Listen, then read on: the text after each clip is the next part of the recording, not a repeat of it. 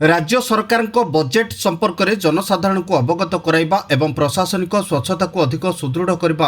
लक्ष्य गंजाम जिला परिषद सम्मिलनी कक्ष में एक स्वतंत्र कार्यक्रम आमे जानिबा आम बजेट अनुष्ठित हो जाइछि। गंजाम जिलापाल वी कीर्तिभासन अध्यक्षत आयोजित यह बैठक में मुख्य अतिथि भाव ओडिशा सरकार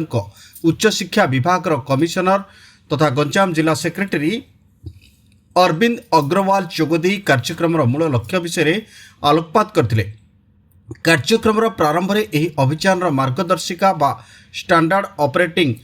प्रोसीजर पाठ करथिले। बजेट प्रस्तुति ठारू आरंभ कर यार कार्यकारिता पर्यंत साधारण लोकों भागीदारी किपरि रहबो से विस्तृत भाव आलोचना करा जायतिला। एथिरे गंजाम जिला परिषद उन्नयन अधिकारी समीर कुमार जेना, ब्रह्मपुर महानगर निगम आयुक्त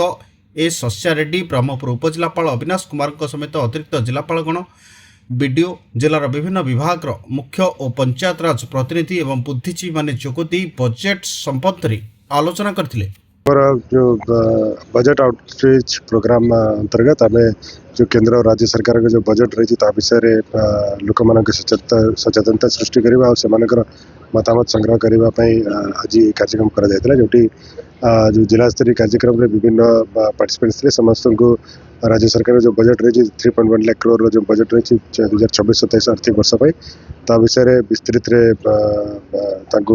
अवगति करागला से जो पार्टिसिपेंट्स माने अनेक मतामत देते बजट विषय रे विभिन्न जो गवर्नमेंट दृष्टि आकर्षण अनेक विशिष्ट डेवलपमेंट काम मान नोट कर आगामी दिन मान जो बजट आउटरीच प्रोग्राम रही ब्लॉक और विभिन्न पंचायत मान सो दैट समस्ते बजट विषय अवगत हो। Odisha traditional fish workers and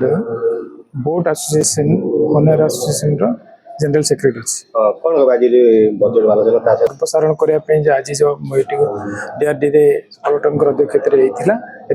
पुनर्वित राज्य सरकार धन्यवाद जाऊँगी। मो कहर उद्देश्य हूँ बर्तमान जोटा छाड़ी बजेट रे बर्तमान आप जाथे जे फिशिंग हार्बर जाक दीर्घ 24 वर्ष आम डिमांड थी बर्तमान सुधा कार्यकारी होनी आम अनुरोध करूँ जथा शीघ्र कार्यकारी कले आरजेपुल अंचल मिनिमम गोटे 20 गाँ से भितर उपकृत हे आउ माइग्रेशन जा लोक मत्स्यजीवी मैंने कमिजे। संपादक ऋषिकुल्या रोहित तरफ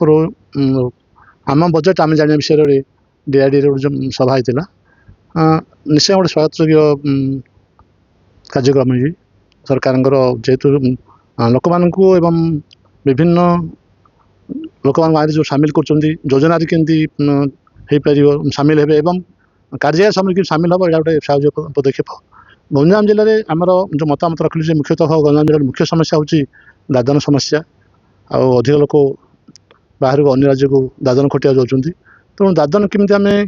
ये चेक कर मतामत रखिलु जेहेतु गंजाम जिला हूँ कृषि प्रधान जिला 80 भाग लोक ग्रामर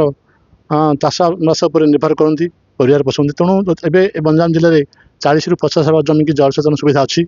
आम जानूँ 10 सरकार जो मैंने कहते 36-70 भितर गोटे विकसित ओडिशा करेंगे जदि प्रति वर्ष 5 भाग जमी जलसेचन सुविधा करेंगे तेणु आम 10 वर्ष भितर सब जमी की जलसेचन सुविधा हो पार तापर जहाँ आदाय हम मार्केटिंग सुविधा करेंगे एवं संगे शीतल भंडार स्टोरेज कले चाषी मैंने उपकृत हे भैल्यूएसन करें। गंजाम छत्रपुर प्रशांत कुमार महाराणा को रिपोर्ट तेज ओडिशा।